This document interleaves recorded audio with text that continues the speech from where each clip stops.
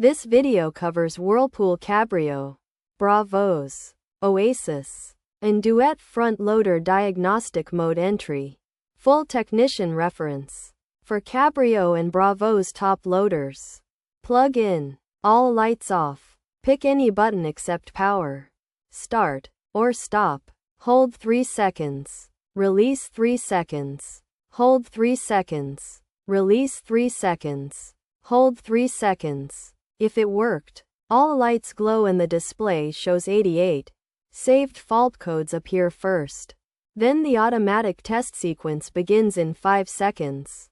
Press stop or power to exit at any time. The automatic test sequence goes.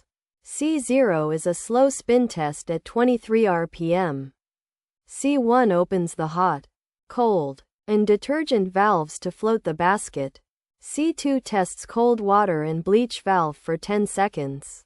C3 tests hot water and fabric softener for 10 seconds.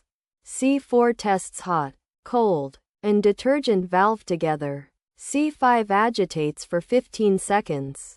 C6 runs the recirculation pump for 10 seconds. C7 drains until the basket sinks.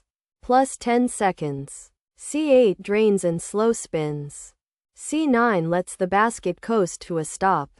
For manual diagnostic mode, follow the same entry, but while 88 is showing, you have 5 seconds. Press the same button one more time. You'll hear a beep, a console ID number.